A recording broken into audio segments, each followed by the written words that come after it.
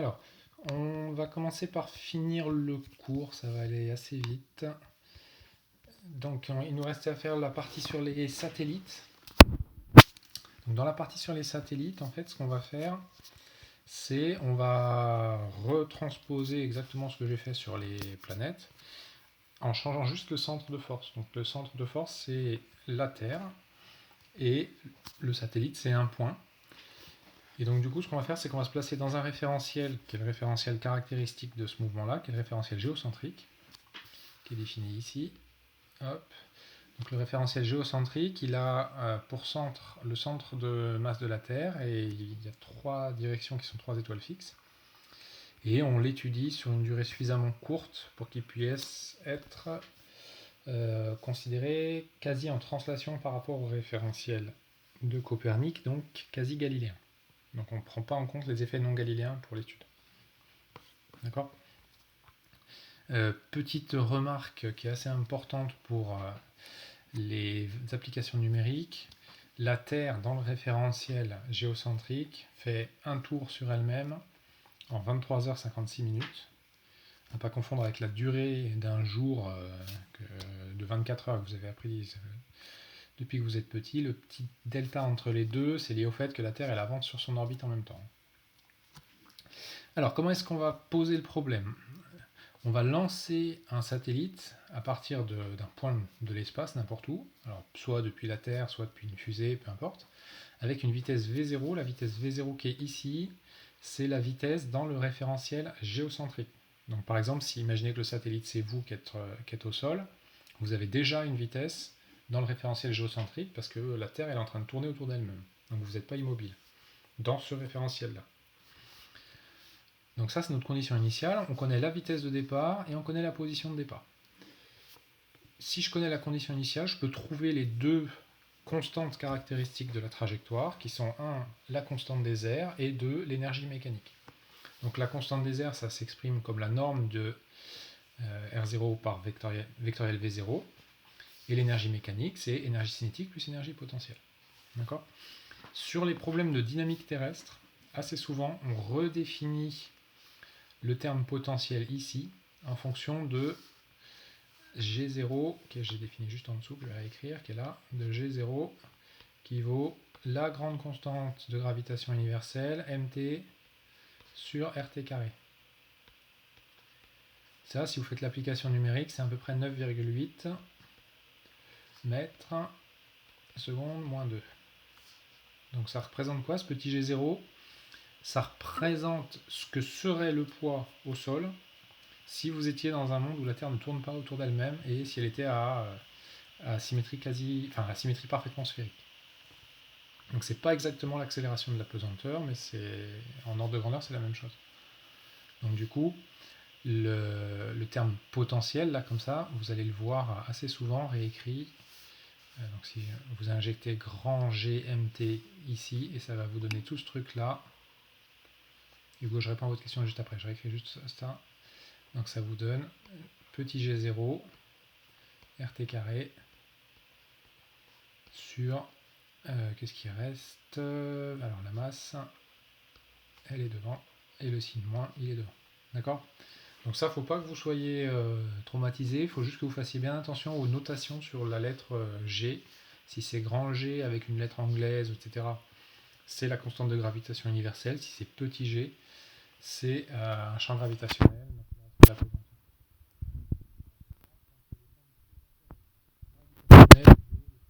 Gravitationnel, c'est le champ qui est généré par la gravitation universelle. D'accord ? Le champ de pesanteur, c'est le champ qui est généré par la pesanteur. Alors vous allez me dire, j'ai pas répondu à votre question. Vous n'avez pas entendu ? Je recommence. Le champ gravitationnel, c'est le champ généré par la gravitation universelle. Ok ? Romain, c'est bon, vous entendez là ? Ok. Et le champ de pesanteur, c'est le champ généré par la pesanteur. Donc c'est quoi la différence entre la gravitation universelle et la pesanteur ? En fait, c'est le référentiel dans lequel vous vous placez. La gravitation universelle, c'est une force. C'est une des 4 interactions fondamentales. La pesanteur, vous la ressentez dans votre référentiel d'étude. Et c'est l'association de la gravitation, mais aussi de tout un tas d'autres effets. Je vous donne un exemple très concret de ce que c'est la pesanteur. Vous prenez l'ascenseur. Quand votre ascenseur, vous n'entendez pas beaucoup. Attendez, je vais vérifier mon micro. Ça va mieux là ou pas? Ça va mieux comme ça? Aïe. Qu'est-ce que vous entendez? Ça fait quoi? Ça grésille? Là, c'est bon? Ok, bon, je touche plus à rien. Alors, donc du coup, je disais quoi? Je disais oui, différence entre le champ de gravitation et le champ de pesanteur. Donc le champ de gravitation, c'est vous prenez un corps massif, il génère autour de lui un champ de gravitation, et s'il y a un autre corps qui s'en rapproche, il va subir une force qui est la force de gravitation. Le champ de pesanteur, c'est pas du tout la même chose. Si vous prenez un objet dans un référentiel, vous regardez les forces qu'il subit, et vous regardez la force qui lui permet de contrer par exemple la réaction normale d'un support. Et ça va définir la pesanteur. Par exemple, alors un exemple concret pour illustrer la différence, quand vous êtes dans un ascenseur, vous êtes dans le référentiel de l'ascenseur, et votre ascenseur, vu de l'extérieur, il démarre, il se met à monter. Qu'est-ce que vous allez ressentir quand vous êtes dans l'ascenseur?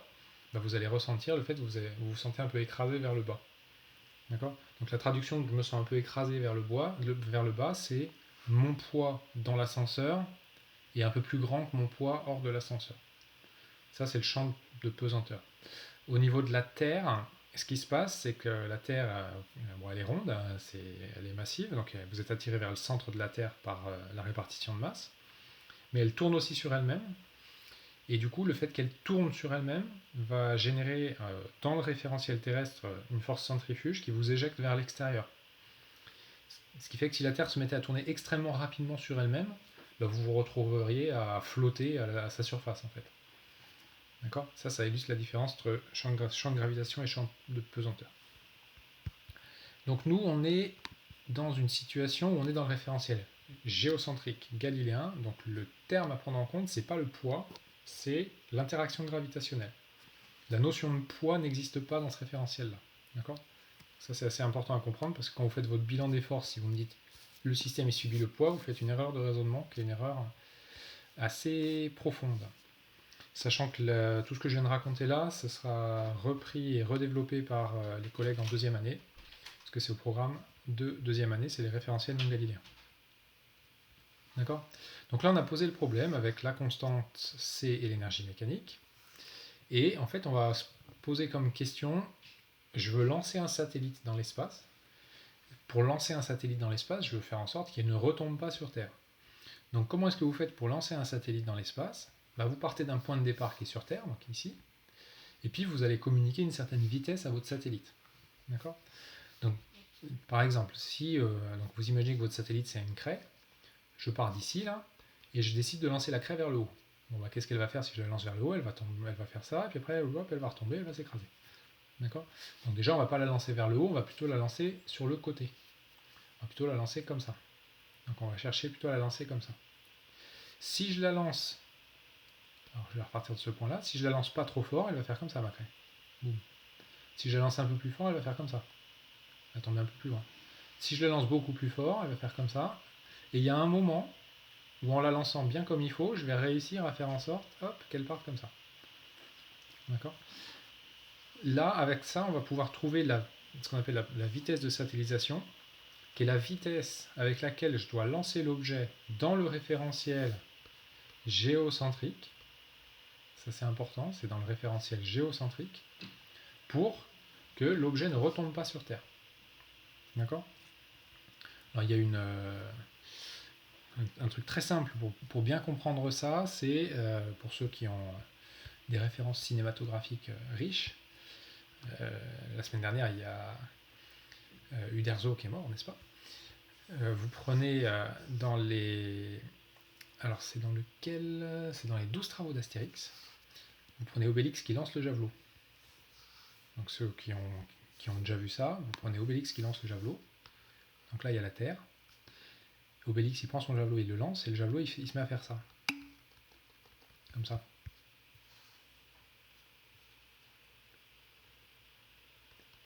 hop, et il revient. Et le bonhomme, contre qui il se bat, je ne me rappelle plus son nom, il se met à courir derrière. D'accord? Donc en fait, le javelot qui est lancé, il tourne, et il est toujours en train de tomber sur la terre, parce qu'il subit toujours une force qui le ramène comme ça au centre. Tac, tac. Mais du fait de sa vitesse de départ, en fait, la courbure de la trajectoire liée à la force de gravitation fait que sa trajectoire finale, elle est circulaire. C'est un petit peu comme dans l'exercice d'hier avec la petite masse au bout de la corde. Vous vous rappelez, il y avait un trou au milieu de la table. Là. On lançait la masse sur le côté et on disait que la masse, elle pouvait quand même faire un mouvement circulaire. D'accord? Et pour ceux qui n'aiment pas Astérix et qui sont un peu plus littéraires, il y a une autre référence littéraire de ce truc-là, c'est Paul Valéry qui dit il fallait être Newton pour voir que la Lune tombe alors qu'elle ne tombe pas. D'accord? C'est exactement la même chose. Là, j'ai la Terre qui est comme ça. Là, j'ai la Lune. La Lune, elle est en train de vous tomber dessus. Elle subit une force qui fait qu'elle devrait s'écraser sur la Terre. Sauf que comme elle a une vitesse latérale aussi, elle a le temps de courber sa trajectoire comme ça pour ne pas s'écraser sur Terre. D'accord? Et c'est Newton qui a compris que la Lune, c'était pareil que la pomme qui tombe.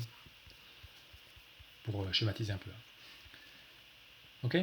Donc du coup, nous, ce qu'on va faire, on se place dans le référentiel géocentrique et on cherche la vitesse minimum qui permette à l'objet de tourner autour de la Terre. Il faut pour trouver pour quelle vitesse on atteint l'état de diffusion, réseau EM égale... Ouais, alors on va faire encore plus simple que ça. On va même pas faire ça, parce que si vous dites EM positif, Bilal, vous avez un état de diffusion, donc ça veut dire que vous êtes en train, vous imaginez Obélix qui lance son javelot d'ici, et son javelot il va faire comme ça. Je vais le mettre en rouge. Tac, il va faire... Et puis il va partir comme ça. D'accord? Alors, imaginez que dans le javelot d'Obélix, vous mettez un vaisseau Soyouz avec des astronautes qui doivent aller sur la station spatiale ISS. Si vous faites ça, vous leur dites au revoir, ils partent et ils ne reviennent jamais. Donc on ne va pas chercher à avoir EM positif. Là, en fait, pour répondre à cette question, on va se fixer la trajectoire finale qui nous intéresse. C'est quoi la trajectoire finale qui m'intéresse? C'est je tourne autour de la Terre. D'accord? Et je vais tourner autour de la Terre de la façon la plus... qui me coûte le moins cher possible. Donc, la façon qui me coûte le moins cher possible, c'est je tourne comme ça, le plus proche possible de la Terre. Donc, je fais cette trajectoire-là. Ok? Sachant que là, le rayon ici, c'est 6400 km. Donc, comme là, il y a 6400 km, je vais faire une rotation juste au-dessus. Alors, pour mémoire, l'Everest, son altitude, c'est à peu près 8 km. La hauteur, ordre de grandeur de hauteur de l'atmosphère, c'est 30-40 km. D'accord? Hugo, je suis en train de filmer l'écran là. Je précise. Ok? Alors la trajectoire noire, du coup, ça représente laquelle? Celle-là là? Charles, cette trajectoire noire là? Que je suis en train de resurligner en violet? Ouais. Donc la grande, ça serait, je veux essayer de faire une trajectoire elliptique. Mais finalement, faire la grande, ça va me coûter un peu plus cher que chercher juste à faire la petite violette que j'ai mis au milieu là. D'accord? Donc si je veux satelliser l'objet et que ça me coûte le moins cher possible, je vais essayer de faire la trajectoire qui est la trajectoire violette. D'accord? Donc je reprends l'exemple d'Obélix, je veux lancer le javelot, mais je veux le lancer en minimisant l'effort que je produis. Donc il faut que la vitesse du javelot en sortie soit la plus faible possible. Et pourquoi la violette n'est pas elliptique? Parce que comme la Terre est ronde, ça va me permettre de faire une trajectoire elliptique, une trajectoire circulaire qui est un cas particulier d'ellipse. Mais si on fait la grande, on s'écrase au bout d'un tour. Non, pas forcément, parce que on va repasser juste au-dessus. Donc le but, c'est qu'on ne s'écrase pas, justement. Pourquoi? Parce qu'en fait, on ne va pas lancer, si je remets... mon dessin, il commence à être un peu chargé. Si je remets la surface de la Terre comme ça, on va pas vraiment lancer comme ça, on va plutôt lancer comme ça, latéralement. Alors vous me dites, quand vous avez une fusée sur un pas de tir, elle est comme ça, oui, mais si vous avez déjà vu un film d'un lancer de fusée, vous avez remarqué que la fusée, elle se met assez rapidement à se courber comme ça. Le but, c'est qu'on arrive à avoir un tir qui soit latéral, en fait. Entre autres. Alors, donc du coup, mise en équation de cette condition-là, je vais faire une trajectoire qui est une trajectoire dont je connais la caractéristique, je sais qu'elle est circulaire de rayon RT. Et je vais chercher quelle vitesse je dois donner à mon satellite en n'importe quel point du cercle, parce que du coup si c'est une trajectoire circulaire c'est uniforme, pour avoir cette trajectoire-là. Donc ça c'est assez facile à résoudre parce que la trajectoire circulaire, je connais déjà son énergie mécanique, ici. Là j'ai écrit quoi? J'ai écrit l'énergie mécanique sur une ellipse, donc moins k sur 2a, avec a égale RT, parce que le cercle c'est un cas particulier d'ellipse dont le demi-grand axe vaut le rayon.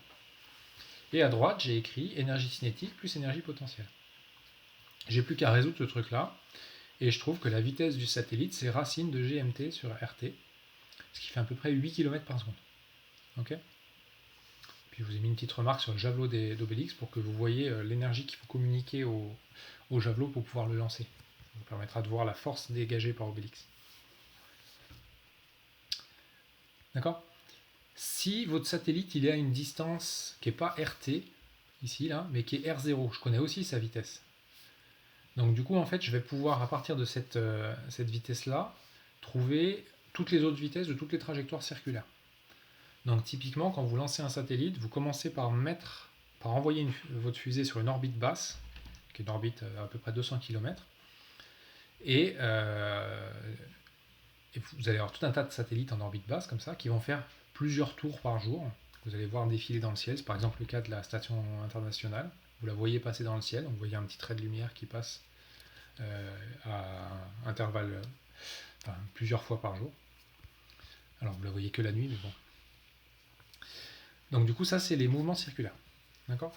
Qu'est-ce qui se passe si je rate mon tir? Au lieu de faire 8 km par seconde, je fais un peu plus. Si je fais un peu plus, je vais avoir, au lieu d'avoir la jolie trajectoire comme ça, je vais avoir une trajectoire qui va partir comme ça. Donc ça va poser la deuxième question. Quelle est la vitesse qu'il faut que je communique à mon satellite pour qu'il ne revienne jamais? Donc là, comment on fait pour quitter la trajectoire une fois qu'on est dedans? On ne peut pas. Comment vous faites pour quitter votre trajectoire? Vous ne pouvez pas parce que votre mouvement est tangent à votre trajectoire. D'accord? Si vous voulez modifier la trajectoire, il faut modifier l'énergie. Donc du coup, alors ça se fait avec des dispositifs de poussée et de rétro-poussée sur les moteurs. Okay? Avec la contrainte forte que dans l'espace, vous ne pouvez pas recharger en carburant votre fusée. Donc si vous êtes raté dans votre poussée, ça peut poser des légers soucis. Du coup, deuxième vitesse cosmique. Je pars de la Terre. Je veux connaître la vitesse au départ qui me permet, si je lance mon satellite, qu'il ne revienne jamais. Donc s'il ne revient jamais, ça veut dire que sa trajectoire, c'est pas une trajectoire bornée, c'est une trajectoire ouverte. Allez-y Juliette.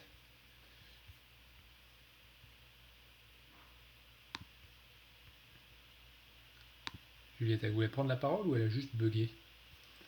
Elle a juste bugué, ok.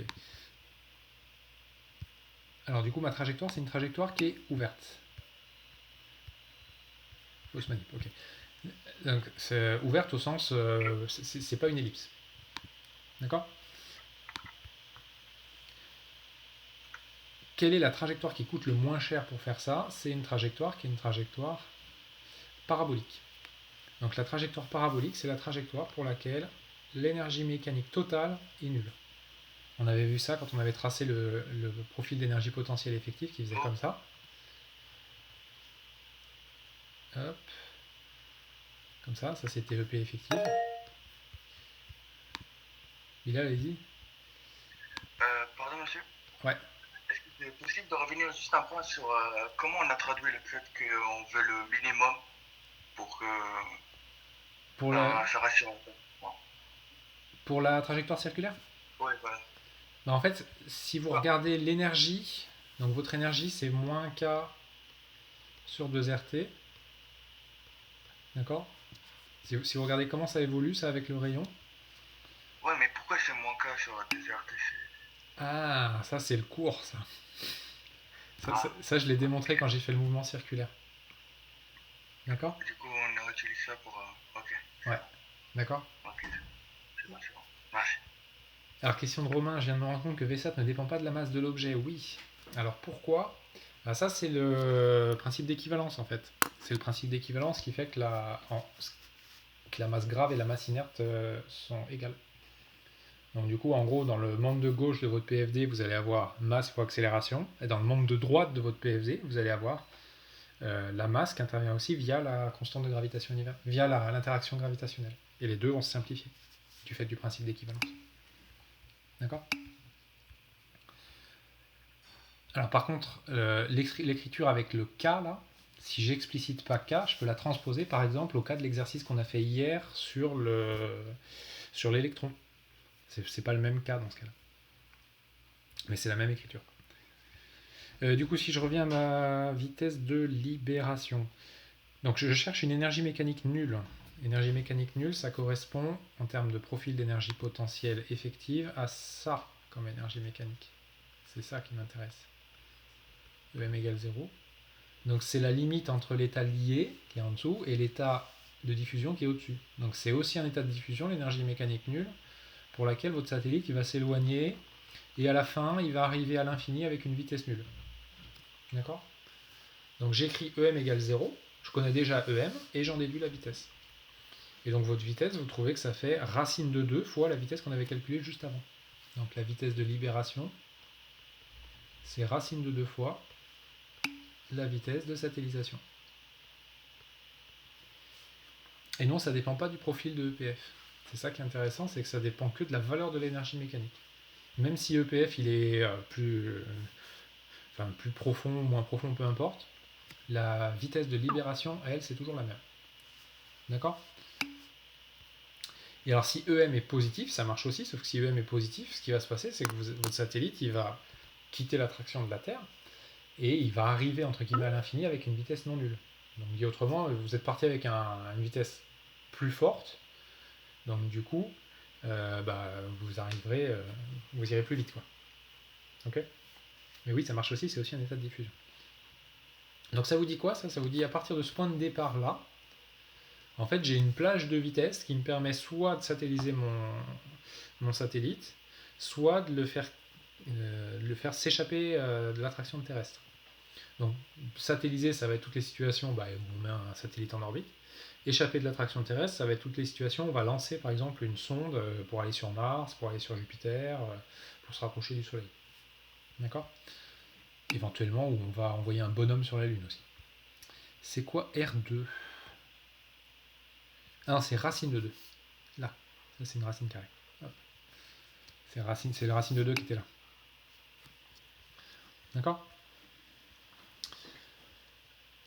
Alors, donc du coup, ça veut dire que faut pas trop vous rater, parce que finalement, entre 8 et 11, il n'y a pas beaucoup. Et le passage de 8 à 11, vous allez le faire en contrôlant une poussée. Donc ça, c'est une des difficultés de la mécanique spatiale, c'est que vous pouvez changer la vitesse de vos objets en faisant des poussées avec des moteurs, mais vous ne pouvez pas le faire non plus 10 000 fois.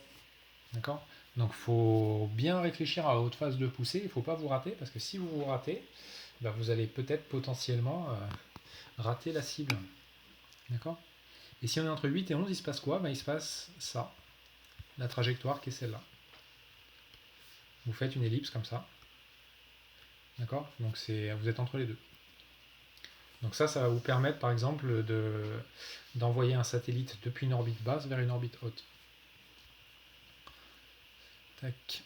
Donc ça c'est la deuxième vitesse cosmique. Alors après vous pouvez adapter ce raisonnement-là à toutes les situations. Par exemple si je vous demande de me calculer dans le référentiel héliocentrique la vitesse qu'il faut avoir pour quitter l'attraction du Soleil, il suffit que vous transposiez ce raisonnement et vous pouvez trouver la nouvelle vitesse.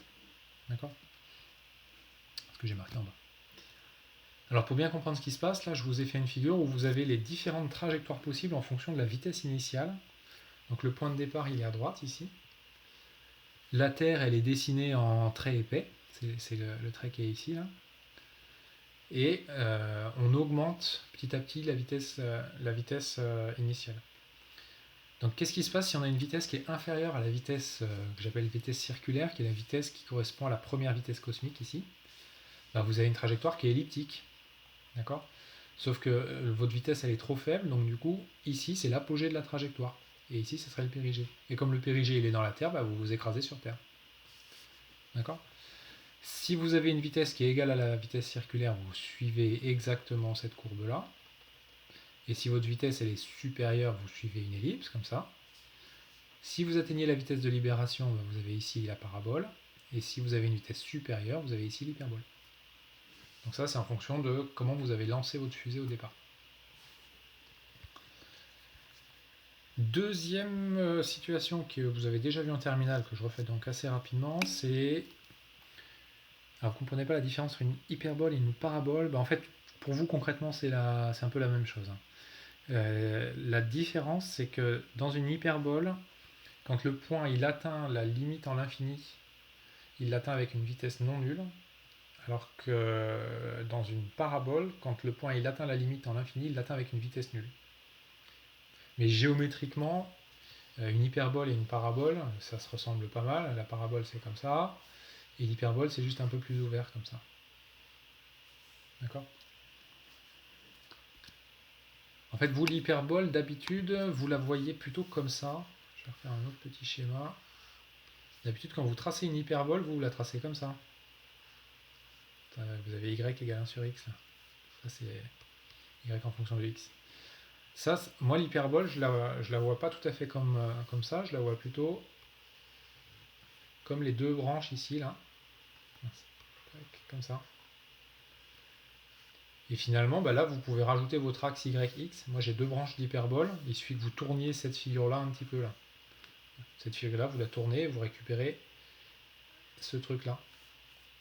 D'accord ? Donc moi, j'aurais mes axes X et Y qui seraient comme ça. C'est juste une autre représentation. Enfin, la représentation que j'utilise, c'est celle qui correspond plus aux trajectoires. Et comment on en déduit la vitesse à l'infini ? On en déduit en connaissant l'énergie mécanique. Donc par exemple, alors si je reviens un peu en arrière, si ici, au lieu d'avoir 0, j'ai, 127 joules, la vitesse en l'infini, ce sera, en l'infini, je vais avoir quoi ? Je vais avoir ça égale 0. Et donc du coup, la vitesse en l'infini, ce sera 1 demi de mv de l'infini en carré égale em. Ok ? Et oui, Enzo, c'est exactement ça. La parabole, c'est je donne juste la petite quantité d'énergie suffisante pour que mon satellite, il s'éloigne, mais il s'éloigne de moins en moins vite. Mais il a juste ce qu'il faut pour ne pas retomber, entre guillemets. Ok ? Donc Hugo, pour répondre à votre question, c'est conservation de l'énergie mécanique. Et Enzo, après, ce qu'il faut comprendre, c'est qu'en fait, c'est un cas limite. Hein. C'est-à-dire, si vous êtes juste sur cette trajectoire-là, sur celle-là, juste avant, ok, vous avez une ellipse, mais son demi-grand axe, il est tellement grand que votre satellite, il mettra peut-être 2000 ans avant de revenir. Et en gros, si vous avez mis un astronaute dedans, au bout de 2000 ans, quand il reviendra, il sera mort. Hein. Donc, il faut plutôt éviter de se mettre pas loin de cette trajectoire-là. Alors, un satellite particulier, c'est le satellite géostationnaire que vous avez étudié en terminale. Donc, le but du satellite géostationnaire, c'est d'être au-dessus d'un point de la Terre et d'avoir la même période que la période propre de la Terre. Ce qui fait que le satellite il reste toujours à la verticale d'un point.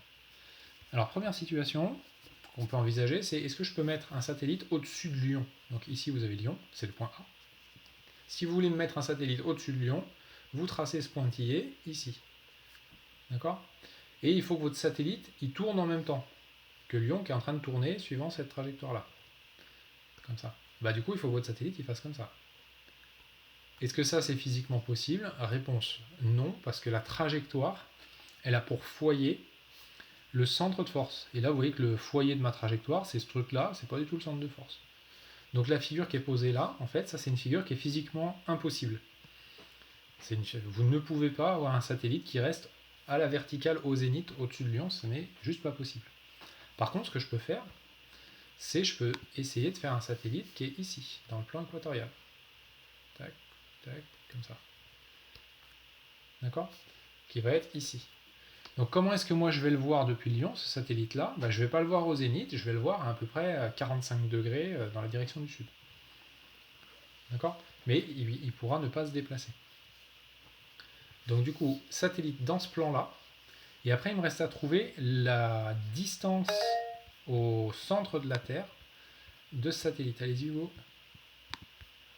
Mais par exemple, le satellite, il peut pas être au point M et être dans un espèce de plan, mais penché par rapport... Enfin, qui passe par le centre, mais penché et qui tourne de manière... Si. Alors, attendez, je vais faire un petit schéma. pour ça.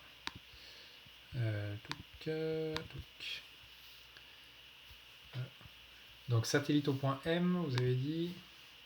Donc la Terre comme ça. Hop. Là, ce que je peux envisager comme trajectoire, si je mets le satellite ici, c'est une trajectoire qui serait comme ça. Tac. Tac. Comme ça. D'accord ? Vous voyez, incliné par rapport à l'axe de rotation. Si je redessine l'axe de rotation nord-sud, qui serait, mettons, comme ça. Ça, c'est l'axe de rotation de la Terre. J'ai une orbite qui est une orbite inclinée. D'accord ? Alors, qu'est-ce qui va se passer si vous faites ça ? La Terre, elle est en train de tourner comme ça. Et votre satellite, au fur et à mesure, il est en train de se déplacer comme ça, comme ça, comme ça, comme ça. Donc, il ne va pas rester au-dessus de Lyon qui est ici. Un moment plus tard, il va être en bas. D'accord ? Alors ça sert quand même. Ces satellites-là, ça va servir. Ça va servir par exemple pour les myriades de satellites du réseau GPS, où vous avez besoin de repérer la position d'un point, et vous allez repérer la position d'un point par triangulation avec un autre réseau de satellites. Ça va aussi servir par exemple pour les satellites de cartographie. Si vous voulez cartographier la Terre, une technique, c'est de faire ça, et de mettre un satellite, alors pour le coup comme ça. Attendez, je vais mettre du violet, hop. Si vous arrivez à faire cette trajectoire-là, comme ça, tac, vous voyez, quasiment perpendiculaire à l'axe au plan équatorial. Là, ce qui va se passer, c'est qu'en fait, votre satellite, il va balayer cette zone-là. Et ensuite, quand il va revenir la fois d'après, la Terre, elle aura tourné, du coup, il ne balayera pas la même zone. Et vous pouvez caler la distance du satellite pour qu'à chaque fois qu'il repasse ici, il se retrouve à balayer une portion de Terre un tout petit peu après, puis encore un tout petit peu après, puis encore un tout petit peu après, puis encore un tout petit peu après. Et ça vous permet de faire une cartographie de la Terre, comme ça. Ok ? Ça répond à votre question, Hugo ? C'est bon ? Auquel cas, je reviens là. Tac. Alors, du coup... tac. Alors, bon, du coup, mon schéma, il est un petit peu chargé. Donc là, la question que je pose, c'est je veux placer un satellite qui tourne à la même vitesse que la Terre, où je le mets. Je le mets dans le plan équatorial, donc dans ce plan-là, et je vais le mettre à une certaine distance, ici, R0, telle que la période du satellite soit de 24 heures. Comment je fais pour trouver cette distance ? J'ai la troisième loi de Kepler, que je peux transposer à ce problème-là. Donc c'est T2 sur A3 égale la constante. La constante, c'est 4 pi carré sur G fois la masse du centre de force. Ah, vous voyez le tableau, pardon. C'est moi qui ai oublié j'ai pas validé. Tac. C'est mieux là ? Hop. J'avais oublié de cliquer sur valider.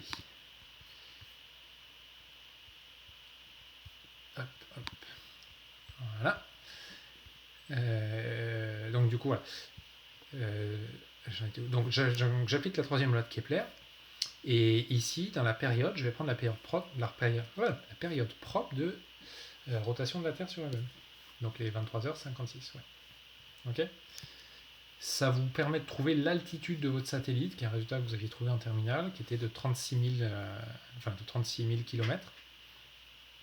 Ça va servir à quoi ? Ça va servir par exemple à tous les satellites qui diffusent par exemple des télés par satellite. Donc vous regardez autour de chez vous s'il y a des gens qui ont des antennes satellites qui sortent de leurs fenêtres. Si vous regardez comment elles sont dirigées, vous verrez, elles sont toutes pointées à 45 degrés par rapport au sol, dans une direction donnée, et la direction, c'est la direction du satellite qu'elles veulent capter. Première application. Deuxième application, c'est ce qui va concerner par exemple quand vous regardez la météo. Quand vous regardez la météo, vous voyez une carte, une image satellite de la Terre. L'image satellite de la Terre que vous voyez quand vous regardez la météo en France, elle est prise par Spot 4, donc un satellite de météo, qui est qui est un satellite géostationnaire au-dessus de l'Afrique en fait. Et si vous regardez la météo quand vous êtes en Asie, vous n'avez pas la même vue de la Terre en fait. Pourquoi un tiers ? Parce que la troisième loi de Kepler, c'est T2 sur A cube égale constante. D'accord ? Et donc là, j'ai isolé le A cube en en prenant la puissance 1 tiers. Alors, dernier petit point sur les satellites, qui est un petit exercice qu'on va faire rapidement, c'est de comprendre pourquoi est-ce qu'on lance les satellites depuis la Guyane française. Donc, alors c'est un truc qui est assez simple à comprendre. En fait, quand vous lancez un satellite, le but c'est qu'à la fin du lancement, votre satellite il ait la vitesse que vous vouliez, qui lui permette de suivre sa trajectoire. Est-ce que c'est une ellipse, etc. Et dans la phase du lancement, vous allez communiquer un surplus de vitesse à votre satellite en utilisant une force de poussée. Donc typiquement avec une fusée qui va relarguer des gaz vers l'arrière. Ça va vous communiquer une poussée. Sauf que le petit surplus de vitesse, en fait, vous allez aussi pouvoir vous servir du fait que la Terre, elle tourne. Parce que comme moi, ce qui m'intéresse, c'est de placer le satellite en orbite dans le référentiel géocentrique, je peux me servir de la vitesse de rotation de la Terre. Donc là, vous avez la Terre qui est représentée.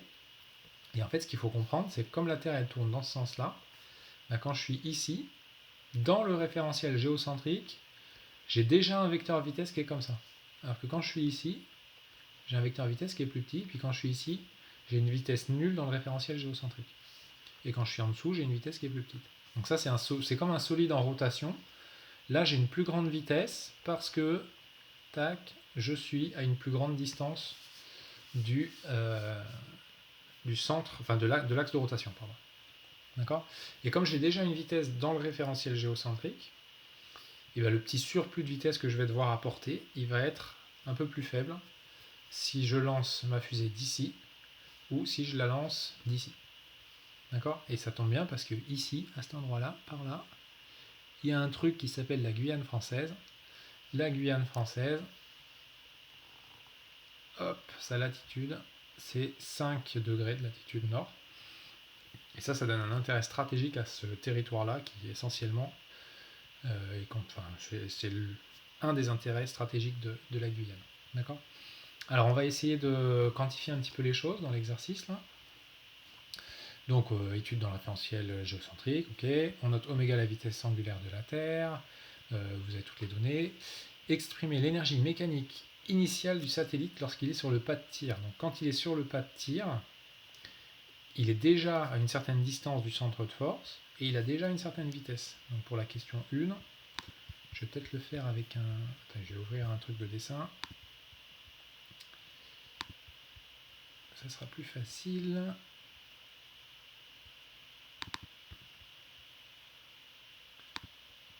Hop. Je vais partager mon dessin.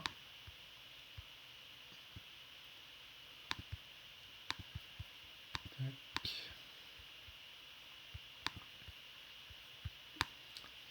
Et tac. Donc on vous demande de trouver l'énergie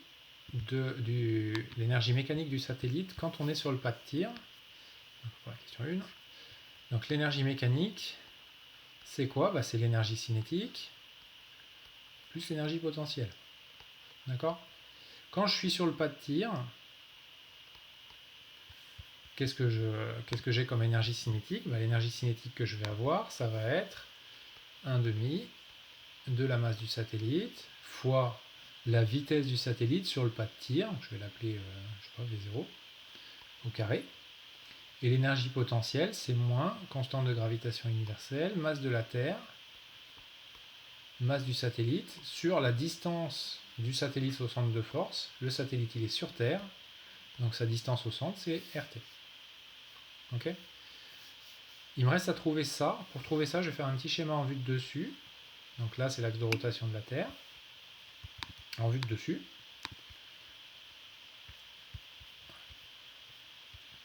C'est pas grand G, oui, si c'est juste que moi dans ma notation, là j'ai noté un grand G. C'est juste que je sais pas faire les lettres, les jolies lettres anglaises là. D'accord ? Donc ça c'est la constante de gravitation universelle. Alors donc du coup, en vue de dessus, la Terre elle est comme ça. Et vous êtes, alors si je fais alors ça c'est en vue de dessus et ça c'est en vue de côté, comme ça. Votre satellite, on vous dit qu'il est à une certaine... hop, comme ça. Il est à une certaine ici, hop, latitude, comme ça. Donc le satellite qui est ici, en fait, il est en train de parcourir un cercle, comme ça, que je peux redessiner en vue de dessus ici. D'accord? Si je veux trouver le rayon de ce cercle, je vais refaire de la géométrie, donc je vais le refaire avec un dessin un peu sans la version en 3D, on va le refaire juste dans le plan. Donc je dessine juste le quart de cercle qui est comme ça. Là il y a le rayon terrestre. Là il y a le point de ma base de lancement. Là c'est encore le rayon terrestre en pointillé. Et la distance qui m'intéresse, moi, elle est, elle est ici. D'accord? Je vais l'appeler, je sais pas, on va l'appeler grand D. Donc si ici vous avez lambda, ben, vous avez un joli triangle rectangle, donc lambda vous le récupérez ici. Et donc grand D, c'est RT fois cos lambda. D'accord? Et donc vous êtes en train de faire quoi comme trajectoire? Vous êtes en train de faire un mouvement circulaire. Donc la distance rouge là, c'est la distance du point de lancement, enfin, de votre satellite sur Terre à l'axe de rotation de la Terre. Donc votre trajectoire, là vous, votre trajectoire en ce moment, si vous êtes assis sur une chaise, vous n'êtes pas immobile, vous êtes en train de faire un mouvement circulaire de rayon cette distance que je viens de poser là. Ok? Sauf que la Terre, elle tourne avec une vitesse angulaire qui est oméga. Donc là, j'ai une vitesse angulaire de rotation oméga, comme ça. Donc j'ai un vecteur rotation grand oméga. Alors c'est un quart de cercle, ça dépend de lambda, hein, Charles. Si lambda il est quasiment sur les, enfin, si vous êtes quasiment sur l'équateur, D c'est quasiment le rayon terrestre. Hein. Et là j'ai dessiné que le quart de cercle qui correspond au quart de la Terre qui m'intéresse. Hein. C'est bon ou pas? Ok. Et grand oméga c'est la vitesse angulaire de la Terre. De la Terre qui est en train de tourner sur elle-même. Parce que je suis dans le référentiel géocentrique. Ok? Donc du coup, vous avez un point qui est en train de faire un mouvement circulaire de rayon RT cos lambda à la vitesse angulaire grand oméga. Vous pouvez écrire que sa vitesse, la vitesse V0, bah c'est RT cos lambda fois grand oméga. Et donc du coup, l'énergie mécanique que vous avez au départ, c'est 1/2 de M RT cos lambda fois grand oméga, le tout au carré, moins grand G M T M sur RT. Ça, c'est votre énergie mécanique de départ. Tac. Ok? Alors vous, ce que vous allez pouvoir changer comme paramètre au moment du lancement de la fusée, c'est ça, la masse, et c'est ça. C'est les deux, et lambda. C'est les deux seuls paramètres que vous pouvez changer. D'accord? Vous pouvez vous dire, ouais, ok, je vais lancer du haut de l'Everest, mais vous n'allez pas gagner grand-chose. Et la masse de la Terre, vous ne pouvez pas la changer. Et la vitesse de rotation de la Terre, non. Donc vos deux seuls paramètres, c'est ces deux paramètres-là. Du coup, après on vous demande de l'énergie du satellite quand il est en orbite basse à une altitude de 200 km. Alors ça c'est assez facile à faire comme question. Donc on va effacer tout ça. Hop.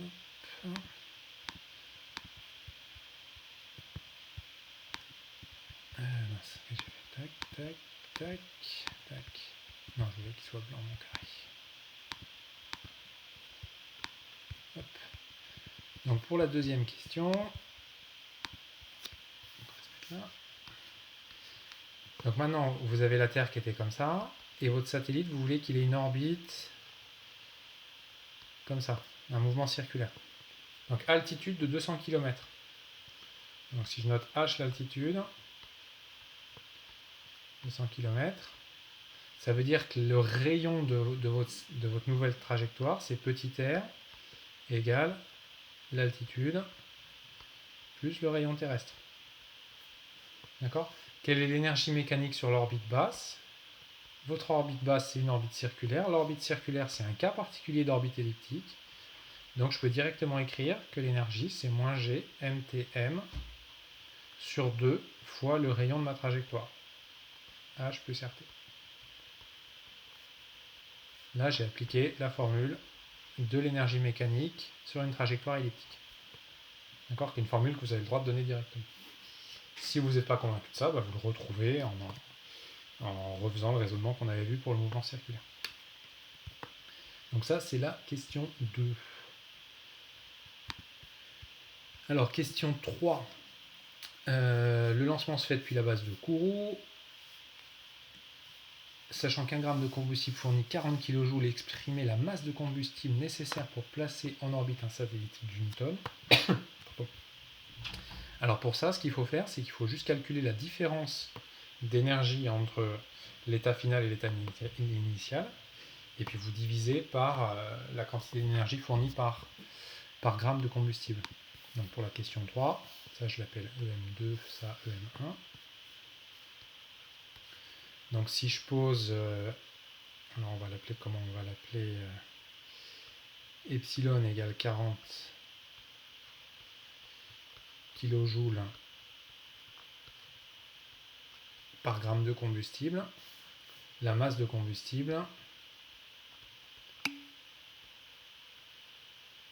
non, pour la question 2, on n'est pas en vitesse nulle, non. On est en mouvement circulaire. La trajectoire, elle est circulaire. Mais j'ai même pas besoin de chercher la vitesse. Donc la masse de combustible pour la question 3, que je vais appeler M de combustible, ça va être l'énergie finale, moins l'énergie que vous aviez au départ, sur la quantité d'énergie dégagée par la combustion. C'est ça qu'il faut calculer. Bah si, Alexis, l'énergie mécanique, elle se conserve. Entre EM1 et EM2, vous voulez dire ? Pourquoi est-ce que j'ai pas EM1 égale EM2 ? Oui. Alors en fait, ce qu'il faut bien comprendre, c'est que comment je fais pour aller de EM1 à EM2 ? EM1, la fusée, elle est sur le pas de tir, elle est ici, elle ne bouge pas. D'accord ? Donc le satellite, il est au niveau de la coiffe de la fusée. EM2, j'ai allumé les moteurs de ma fusée, ils ont communiqué un peu d'énergie au satellite jusqu'à atteindre la deuxième orbite. D'accord ? Et Léo, le fait d'avoir... alors, il va y avoir deux choses. D'accord, il faut transporter le combustible, ça c'est sûr, mais il faut aussi surtout transporter la fusée elle-même. Okay ? Et si vous regardez une fusée, en fait, l'essentiel de la masse d'une fusée, c'est pas tant le satellite, c'est les moteurs, c'est toute la colonne de votre fusée, donc il faut tout transporter. D'accord ? Oui, effectivement, il y a pas mal de carburant dans la fusée. Mais au départ, il faut quand même soulever et le satellite, et la fusée, et le carburant, et tout en même temps. Puis vous êtes obligé de mettre du carburant, parce que si vous n'en mettez pas, vous n'allez pas réussir à faire votre poussée après. Et normalement, Cyprien, EM2 moins EM1 doit être positif. Si vous faites le calcul, vous devez arriver à un truc positif. D'accord ? Et là, non, Hugo, dans la question, en fait, moi, la seule question que je pose, c'est, je veux juste envoyer le satellite. De combien j'ai besoin pour envoyer le satellite, en supposant que j'ai que ça à envoyer. Ça va me permettre de comparer les situations entre elles. D'accord ? Mais effectivement, c'est une question qui est une question un peu limitée. Hein. J'ai pas fait toute l'étude de toute la fusée. Pour ça, il faudra que je prenne en compte la poussée, etc. Oui, Cyprien, l'énergie mécanique, elle sera un peu plus grande une fois satellisée. Ouais. Ça, c'est vrai. Ok ? Alors, donc, du coup, avec ça, vous pouvez établir la masse de carburant. Alors, je vous laisserai faire l'application numérique, sachant qu'on va refaire dans l'exercice juste après. Donc, je la laisse de côté. Et alors, la question 4, c'est juste une redite de la question 3, où vous prenez une masse donnée de carburant et vous cherchez la masse que vous pouvez satelliser. Donc là, il faut juste reprendre le raisonnement de la question 3, isoler isoler la masse de votre satellite. D'accord ? Voilà, donc ça c'est juste pour vous montrer qu'en fait, quand vous changez de base de lancement, vous changez le terme lambda. Si vous changez le terme lambda, si je reviens à mon petit dessin, vous changez le terme en cos lambda, et si vous changez le terme en cos lambda, par exemple, quand vous êtes à l'équateur, ce terme-là, le terme en cos lambda, il vaut 1. Quand vous êtes au pôle, le terme en cos lambda, il vaut 0. Donc à l'équateur, vous allez avoir déjà le terme 1,5 de m rt oméga carré, que vous n'aurez pas au pôle. D'où l'intérêt de lancer à l'équateur et pas au pôle. Ok ? Alors du coup, on va pouvoir finir le bout de cours. Hop. Et hop. Donc là, je vous ai mis à la fin du bout de cours quelques exemples de satellites, qui est juste pour que vous ayez quelques notions. Les types de satellites, les grands types de satellites, c'est les géostationnaires et les satellites d'orbite basse. Donc géostationnaire, je vous ai déjà dit, c'est les satellites de météorologie. Toutes les observations qui se font où vous observez tout le temps une même zone. Par exemple, en ce moment, je ne sais pas si vous avez remarqué, mais vous avez des tas d'articles de presse qui montrent l'évolution de la pollution dans les différentes zones géographiques. Alors il y a 3 semaines, c'était en Chine, on disait regardez, c'est incroyable, il n'y a plus de pollution en Chine. Et maintenant, vous avez les mêmes en Europe. Non, alors avec les satellites qui cartographient, il ne faut pas beaucoup de carburant, parce que ce qu'il faut comprendre, c'est qu'une fois que votre satellite il est sur l'orbite que vous lui aviez attribuée, il va y rester en fait. Donc le seul coût de carburant que vous allez avoir, quasiment, c'est au départ. D'accord ? Alors c'est un peu réducteur ce que je dis, parce qu'il faut quand même le maintenir sur son orbite, mais ça coûte pas grand-chose. Et alors par contre, oui, alors non, les satellites, alors c'est ça qui est génial, c'est que les satellites qui ont une orbite incurvée, ils partent pas du pôle, ils partent quand même de la base de départ. Mais par contre, au cours du lancement, on va essayer de courber leur trajectoire. Donc ça va être beaucoup plus compliqué, ça, effectivement. Ce qui fait que l'essentiel des satellites, si vous regardez une cartographie de tous les satellites, il y en a quand même énormément qui sont dans le plan de l'équateur. Il y en a assez peu qui ont des orbites très très très tordues. Comment ils font niveau autonomie en électricité pour fonctionner ? Les satellites, ils ont des panneaux solaires. Et du coup, ils peuvent se recharger via des panneaux solaires. Jusqu'à ce que leurs panneaux solaires soient détruits ou soient usés, et là, ils arrivent en fin de vie. Ok ? Donc, exemple de satellite, donc satellite d'observation, satellite de télécommunication. Donc, alors ça va être des satellites qui peuvent être en orbite basse pour les communications téléphoniques ou alors géostationnaires pour la télé. Satellite de localisation, donc ça c'est le GPS. Et puis vous avez un certain nombre de satellites qui sont des satellites dits scientifiques. Donc vous avez toutes les stations internationales. Donc vous connaissez sans doute l'ISS, qui est la station qui est en ce moment en orbite. Mais c'est pas la première. La première grosse station internationale, c'était la station Mir, qui était une station russe, qui a fini son activité il y a une vingtaine d'années. Donc ça permet de faire des expériences dans l'espace. Donc, par exemple, l'intérêt de faire des expériences dans l'espace, c'est que ça permet de faire des expériences en microgravité. Et puis après, vous avez tous les satellites d'observation scientifique. Non, historiquement, un satellite super important, c'est le satellite Hubble. Parce que le satellite Hubble, il a permis de faire tout un tas d'images du ciel qui sont... Enfin, vous pouvez les chercher dans les banques d'images. Il a permis d'améliorer énormément la qualité des images en astronomie. Et puis après, le dernier truc que lancent les humains, c'est les sondes. Donc là, le but des sondes, cette fois-ci, c'est pas de rester en orbite, c'est de partir. Alors, on peut partir où ? On peut partir sur la Lune, par exemple, ou alors après, on peut partir plus loin. On peut partir au niveau des planètes. Et pour le moment, on n'est pas allé beaucoup plus loin que la limite des planètes, parce que c'est quand même un peu grand. Ok ? Voilà, ça clôt le chapitre sur les satellites. On va continuer avec la fin du TD d'hier. Donc hier, on s'était arrêté à l'exercice 3 et on va faire les exercices 4, 5 et 6 et 7. 4, 5, 6, 7. Hop. Alors, on commence par le 4. Donc, l'exercice 4. Alors, vous allez voir, c'est assez rapide, ça. Donc, vous avez un satellite qui décrit une orbite circulaire de rayon R autour de la Terre. on vous demande d'exprimer la vitesse, l'énergie mécanique, l'énergie cinétique, l'énergie potentielle, la relation entre EC et E. Alors ça, c'est une question de cours. Donc du coup, j'ai directement donné les résultats. Ces résultats-là, ça, là, il faut être capable de le redémontrer. Comment ça se redémontre? Vous commencez par trouver la vitesse en faisant un PFD. Donc là, vous faites un PFD. Et après, une fois que vous avez trouvé la vitesse, vous trouvez tout le reste, à partir de là. D'accord? Donc PFD sur un mouvement circulaire, ça c'est pas très difficile. Et ça vous permet de retrouver tout ça. Donc ça c'est la version de base, pas de problème, le satellite il tourne, son énergie mécanique se conserve, etc. Sauf que comme le satellite il n'est pas très très haut en altitude, il y a quand même un peu de frottement parce qu'il reste un petit peu d'atmosphère. Et donc du coup il va subir une force de frottement. Et on vous demande comment évolue l'altitude et la vitesse et de faire un petit commentaire. Alors pour ça, on regarde ce que c'est qu'une force de frottement. Une force de frottement, c'est une force qui est opposée à la vitesse. D'accord? Donc du coup, on peut calculer la puissance de la force de frottement. On va faire la force scalaire la vitesse.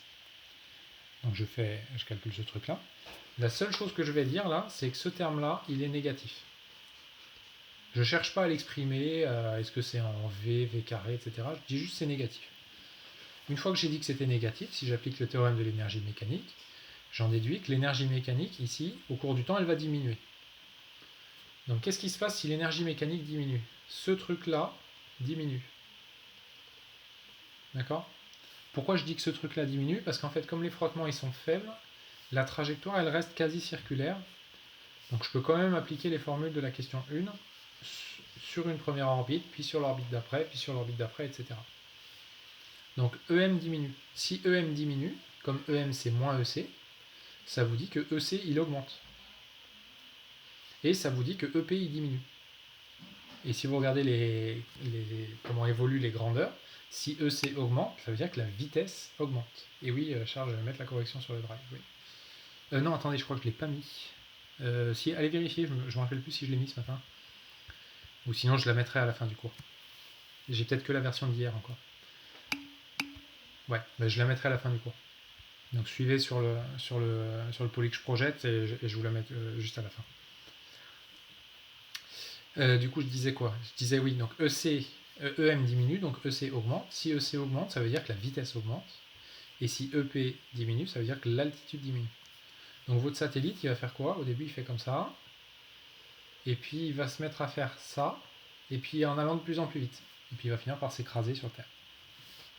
D'accord? Donc ça, c'est une situation qui est assez contre-intuitive parce que votre satellite, il subit des frottements.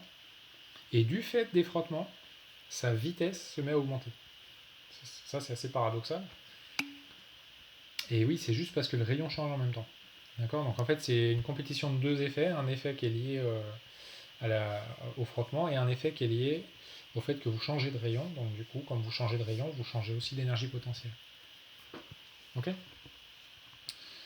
Donc voilà, ça c'est comme ça qu'on écrase les satellites. Quand vous avez un satellite qui arrive en fin de vie, on lui fait faire une petite poussée pour qu'il aille, entre guillemets, se désintégrer dans l'atmosphère. Il va brûler dans l'atmosphère et vous allez récupérer, il va être transformé en poussière en rentrant dans les hautes couches de l'atmosphère. D'accord? Oui, la vitesse angulaire, elle peut changer, Enzo, mais c'est pas... la grandeur vitesse angulaire m'intéresse pas, mais oui, elle va changer aussi. Il va avoir une vitesse angulaire de plus en plus grande. Ok? Exercice 5. Alors exercice 5, beaucoup plus technique. Donc dans l'exercice 5, on fait le lancement que je viens de décrire. Donc on lance d'un point de départ, on ne sait pas trop où, avec une vitesse V0 perpendiculaire, donc bien perpendiculaire au vecteur position. Le but, c'est qu'on arrive à faire un joli mouvement circulaire. Donc l'objectif, c'est de faire ça comme trajectoire au départ. Donc le point O ici, le point P0 ici, et comme ça. C'est pas l'inverse dans la question 2, le P et le C. Qu'est-ce que j'ai fait sur le P et le C?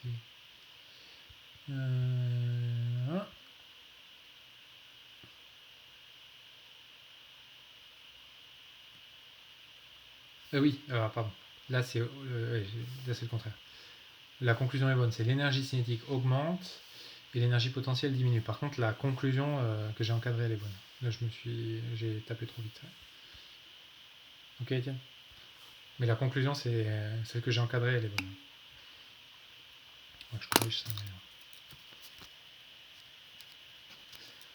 Donc, du coup, je reviens à l'exercice 5. Donc, dans l'exercice 5, vous voulez faire un lancement qui vous permet d'avoir une trajectoire qui est une trajectoire circulaire comme ça. D'accord ? Pour ça, vous voulez connaître la vitesse ici à communiquer. Donc là, je reprends le raisonnement que j'ai fait tout à l'heure. C'est le raisonnement de la première vitesse de satellisation. Et je dis, si j'ai une trajectoire circulaire, je fais un TFD et j'arrive à l'expression de cette vitesse. Alexis, l'expression EM égale moins K sur 2A, elle est valable tout le temps pour les trajectoires fermées. Donc cercle, ellipse. Mais oui, elle est tout le temps valable. Et c'est une formule que j'ai encadrée en rouge quand je l'ai écrite. Donc ça, c'est une formule que vous pouvez, qu'il faut mémoriser. C'est une formule importante. D'accord ? Donc du coup, alors je reviens. Donc je cherchais la vitesse. Donc la vitesse, je l'obtiens comme ça. Ensuite, l'énergie mécanique, j'applique le résultat qu'on a posé juste avant. Ici, c'est EM égale moins EC. Donc EM, c'est moins demi de MV0 carré. Ok ? Ça, c'est ce que je veux faire comme tir. Alors maintenant, ce qui se passe, c'est que vous imaginez que vous faites une petite erreur au niveau de votre tir. Donc la petite erreur, ça se traduit par la vitesse que j'obtiens, c'est pas tout à fait V0, c'est V0 plus delta V. Et le but, c'est qu'à partir de ça, on trouve la nouvelle trajectoire. Donc là, ce qu'on va dire, c'est qu'on va dire qu'on a communiqué un petit surplus de vitesse en plus. Donc la trajectoire, elle est plus circulaire, mais elle va devenir ici elliptique. Et pour trouver les caractéristiques de la trajectoire, je vais écrire l'énergie mécanique du satellite de deux façons. Donc, première façon, je l'écris parce que je sais que c'est une trajectoire elliptique, ici, là. Donc là, j'applique la formule de l'énergie mécanique sur une ellipse. Deuxième façon, je l'écris ici avec la condition initiale. D'accord ? Et après, je fais quoi ? Je fais l'égalité entre ces deux expressions. Donc du coup, alors qu'est-ce que j'ai fait ? 1, 2... Alors ouais, là j'ai oublié un morceau. Donc là, le terme qui est ici, hop, si vous le regardez, vous pouvez voir, vous pouvez le relier à ce qu'on avait fait juste avant, qui était là. Donc GMM sur R0, ça fait MV0 carré. Donc du coup, si vous faites l'égalité entre ces deux termes-là, vous arrivez à cette équation-là. D'accord ? Et après, de cette équation-là, on va isoler delta V. Alors on va faire l'hypothèse qu'en fait, on s'est juste un tout petit peu trompé. Et du coup, on va faire... Il n'y a pas un problème de M avec V0. Où ça ? Ici, là ? Dernière ligne ? Là, les petites masses, elles vont se simplifier. Hein. Avant. Là. Hugo, prenez la parole parce que je vois pas où est le problème. Non, mais quand vous avez dit que ce que vous avez entouré, là, moins G, petit m, grand M sur R0, ouais. C'était ce qu'on avait trouvé avant, V0, c'était MV0 carré. Ouais. Mais il n'y a pas un... Ah non, j'ai mal lu. Il y a un sur R à gauche là. Ouais. C'est bon ? Donc là, non, a priori là c'est bon. Là, alors donc du coup je repars de cette expression là et en fait je dis que le V carré, je vais l'exprimer en fonction de la vitesse de départ qui était V0 plus du petit delta V que j'ai fait. D'accord ? Donc là vous reconnaissez une identité remarquable, donc je développe. Si je développe jusqu'au bout, j'aurai un terme en plus delta V carré. Ça c'est un terme d'ordre 2, je le néglige. Et du coup je peux réécrire, je peux isoler le demi-grand axe là-dedans, parce qu'elle me donne cette formule-là, que je peux réécrire sous cette forme-là. Et là, je peux faire un joli petit développement limité. Hop. Où j'arrive. Donc, c'est le DL de 1 sur 1 moins x, ça fait 1 plus x. J'arrive à la formule qui est ici. Et dans la formule qui est ici, le préfacteur qui est devant, ici, hop, ça, c'était le rayon qu'on avait trouvé juste avant. Ok ? Donc, le demi-grand axe de mon ellipse, c'est R0, facteur de 1, plus 2 delta V sur V0. Si delta V vaut 0, je retrouve la trajectoire circulaire. Donc ça, c'est logique. Question d'après, on vous demande alors c'est marqué ici, d'évaluer l'écart à la période. Pourquoi on peut négliger delta V carré? Parce que c'est un ordre 2 en delta V. Je fais un développement limité et je me limite au premier ordre non nul. Ça c'est un truc qu'on fait toujours en physique. D'accord. Donc si je veux l'écart à la période, ce que je vais faire, c'est que je vais utiliser la troisième loi de Kepler, qui me relie la période au demi-grand axe. Donc la troisième loi de Kepler, ça vous dit T2 sur A3 égale constante. La constante, c'est la même pour toutes les trajectoires qui ont le même centre de force. Donc je peux écrire que T2 sur A3, c'est le même pour la trajectoire elliptique à droite et pour la trajectoire circulaire à gauche. Et comme j'ai trouvé A juste avant, j'ai plus qu'à le remplacer. D'accord? Donc c'est le calcul que j'ai commencé à poser ici. Et là, il faut refaire un autre petit développement limité que j'ai détaillé en dessous. Là. Donc c'est un petit n ça. Hop. Donc là, vous avez le dl de 1 plus x puissance n que j'ai fait de ce côté et puis après de l'autre côté aussi. Et puis si vous menez le calcul jusqu'au bout, vous arrivez à un écart relatif delta t sur t0 qui vaut 3 fois le petit écart de vitesse. D'accord? Petite application numérique, on vous demande quelle valeur minimum delta V peut-on tolérer pour un satellite géostationnaire si l'on veut que sa rotation n'excède pas un tour par an. Donc vous voulez que le satellite il reste bien au-dessus, il a le droit de se décaler que d'un tour. Alors qu'est-ce que ça veut dire s'il se décale que d'un tour?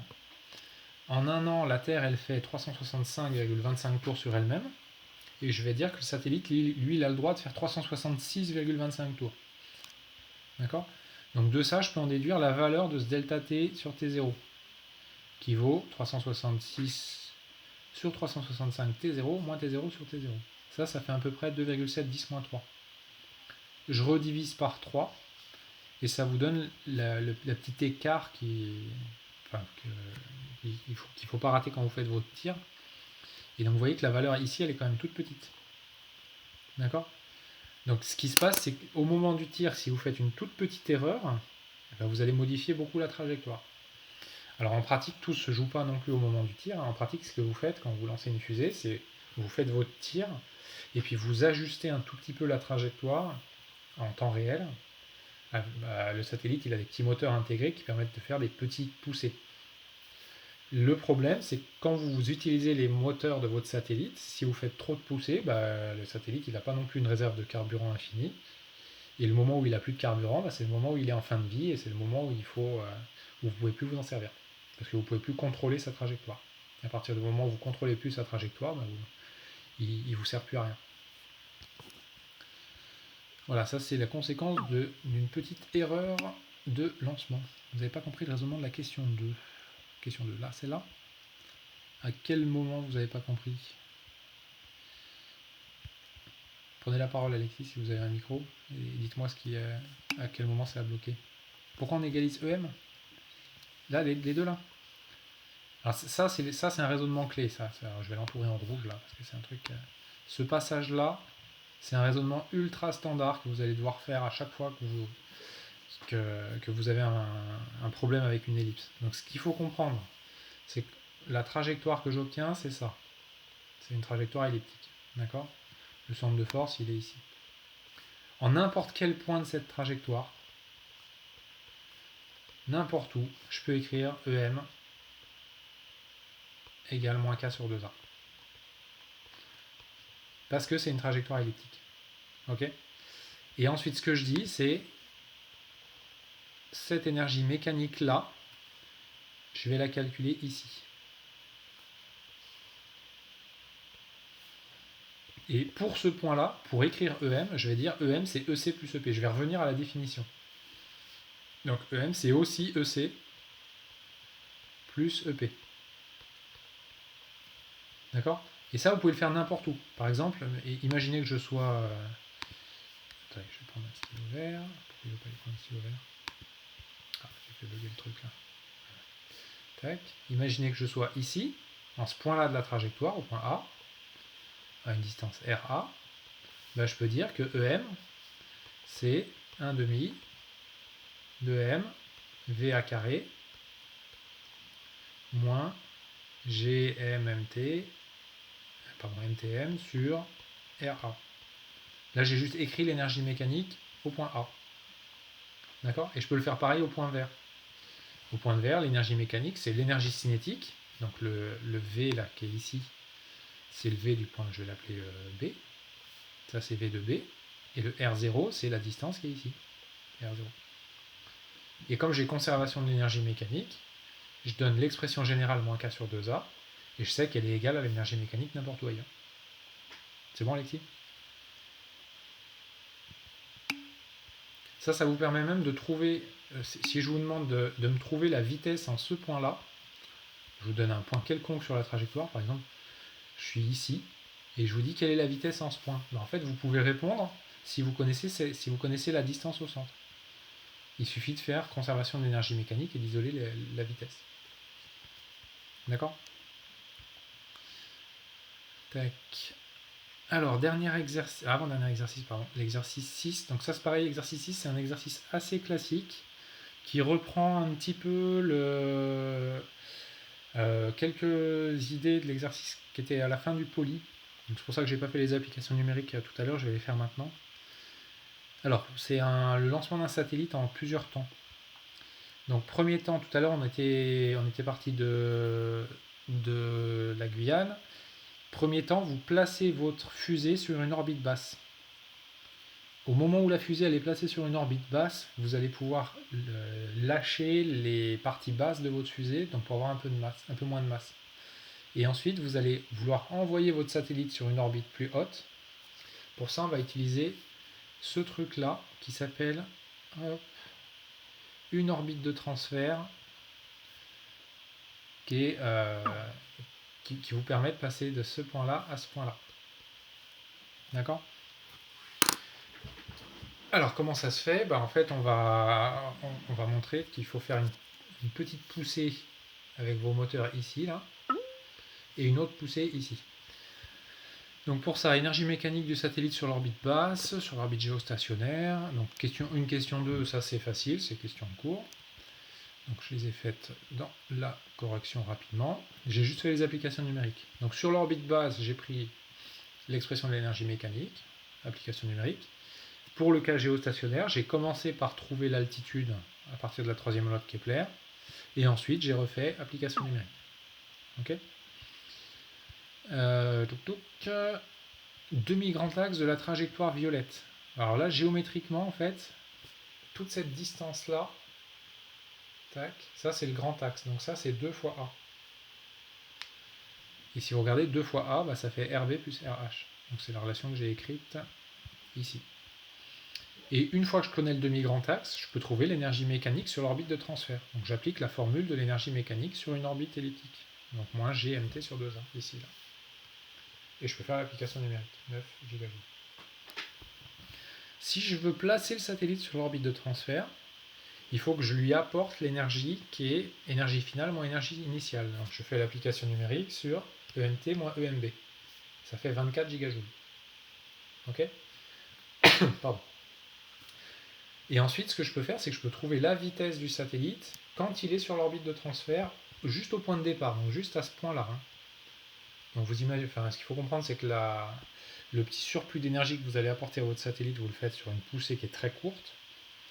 Donc, vu de loin, en fait, votre satellite, il n'a pas vraiment eu le temps de se déplacer. Il a juste changé de vitesse. Alors, donc du coup, si je veux trouver la vitesse sur l'orbite de transfert, je fais la conservation d'énergie mécanique, ce que je viens de dire juste avant. À gauche, c'est l'énergie mécanique exprimée EC plus EP. À droite, c'est l'énergie mécanique exprimée avec l'énergie mécanique sur l'orbite de transfert. Et j'isole la vitesse. Et de ça, je peux trouver la variation de vitesse à communiquer à mon satellite entre le point de fin de l'orbite de transfert et début de l'orbite de transfert. D'accord ? Ça fait 2,4 km par seconde. Il faut que je communique à mon satellite ce petit surplus de vitesse en plus. Dernière question, c'est pas la dernière question, durée du transfert. Alors pour la durée du transfert, ce qu'il faut constater, c'est que l'orbite de transfert qui est en violet là, en fait c'est une ellipse, et le transfert il correspond à une demi-ellipse. Donc pour ça, pour trouver la durée du transfert, je vais réutiliser la troisième loi de Kepler, et je vais chercher le temps de parcours de la demi-ellipse. Ce que j'ai fait ici. Donc là j'ai écrit la troisième loi de Kepler.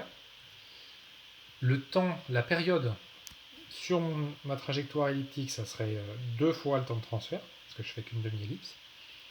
Et j'isole T indice T, qui est la durée du transfert. Et ça me fait à peu près 15 heures. Ok.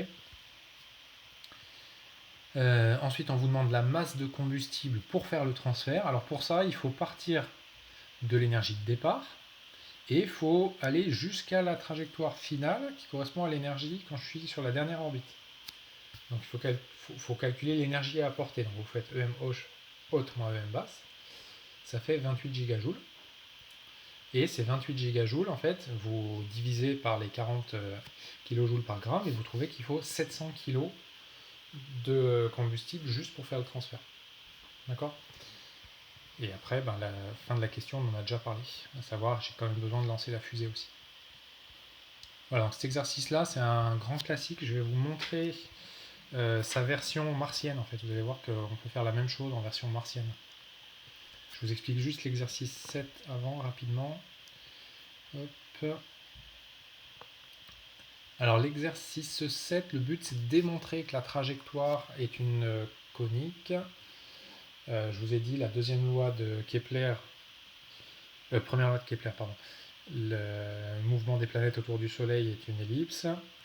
Je vous ai dit qu'on l'admettait, mais en fait on peut le démontrer. Il y a plusieurs preuves, il y a 3 preuves. Je vous montre une des 3 preuves, d'accord ? C'est pas au programme, mais c'est quand même, historiquement, c'est quand même assez important, parce que c'est ça qui a fondé, qui a donné qui a fixé le socle de la théorie de Newton. Du coup, le point M, il est soumis à la force moins K sur R carré ER, d'accord ? On utilise des coordonnées polaires, etc.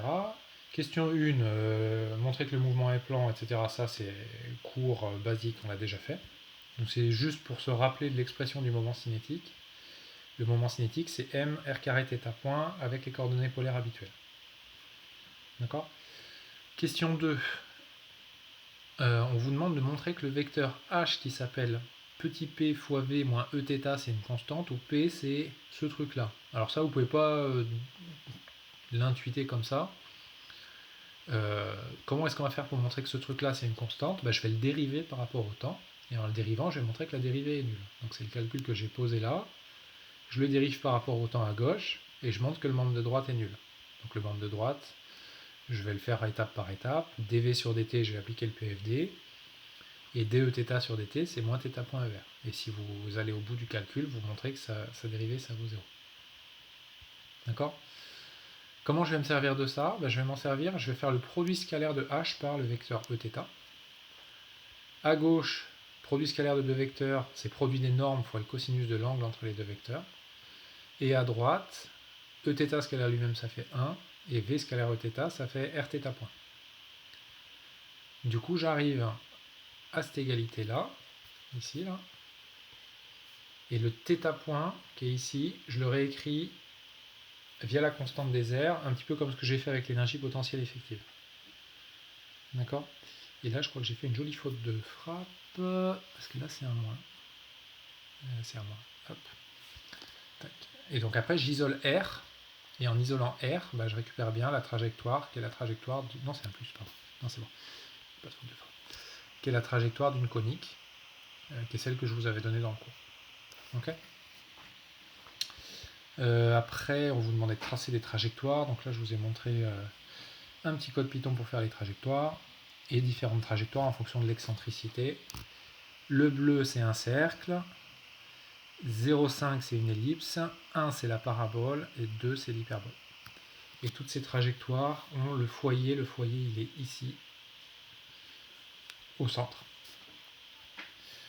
Voilà. Alors, je vous montre juste une application martienne de l'orbite de transfert, mais c'est juste 2 minutes le temps que je la retrouve.